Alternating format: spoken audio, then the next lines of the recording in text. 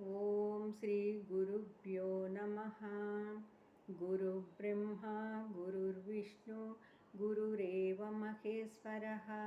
गुरुसाक्षात् परं ब्रह्म तस्मै श्रीगुरवे नमः। वसुदेवसुतं देवं कंसचाणूरमर्दनं देवकी परमानन्दं कृष्णं वन्दे जगद्गुरुं। कृष्णं वन्दे जगद्गुरुम्। ॐ श्रीकृष्णपरब्रह्मणे नमः। श्रीवेदव्यासमहर्षिणे नमः। श्रीमद्भगवद्गीता अथ पञ्चदशोऽध्यायः। पुरुषोत्तमप्राप्तियोगः। श्रीभगवानुवाच ऊर्ध्वमूलमदशाकम् अस्मद्धं प्राहुरव्ययम् छन्दांसि यस्य पर्णानि यस्तं वेद स वेदवित्। अदच्चोत्वं प्रसृतास्तस्य शाखाः गुणप्रवृद्धा विषया प्रबालाः। अदच्च मूलान्यनुसन्ततानि कर्मानुबन्धीनि मनुष्यलोके।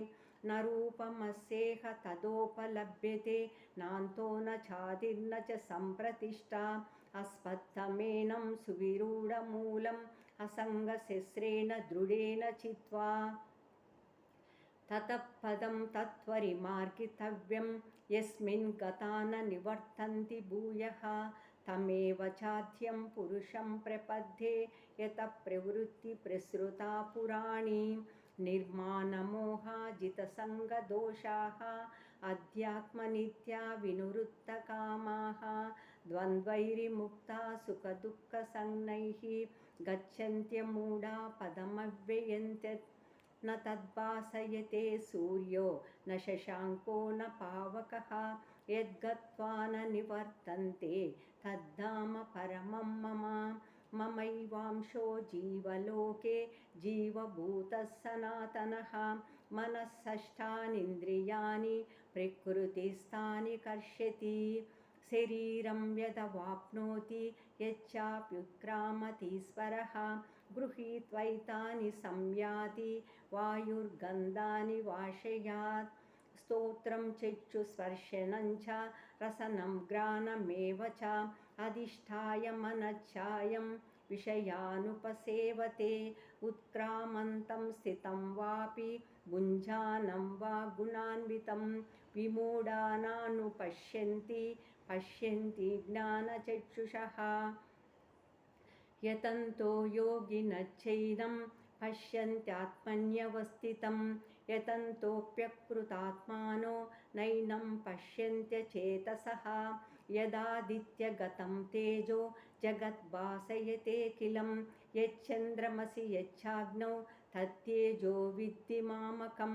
गामाविश्य च भूतानि धारयाम्यहमोजसा पुष्णामि चौषधी सर्वो सोमो भूत्वा रसात्मकः।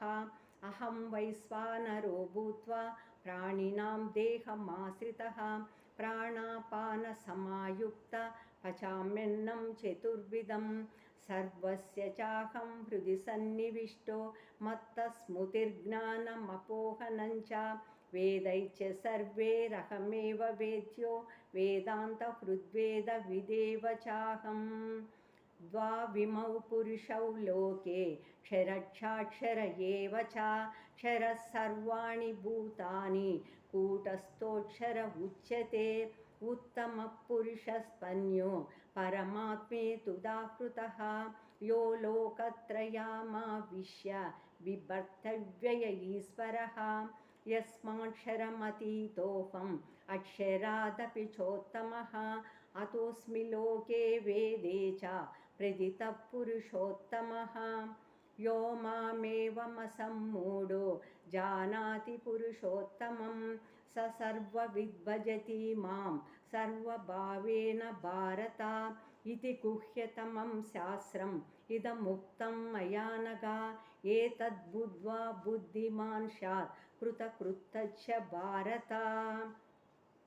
ॐ तत्सत् इति श्रीमद्भगवद्गीतासु उपनिषत्सु ब्रह्मविद्यायां योगशास्त्रे श्रीकृष्णार्जुनसंवादे पुरुषोत्तमप्राप्तियोगो नाम पञ्चदशोऽध्यायः।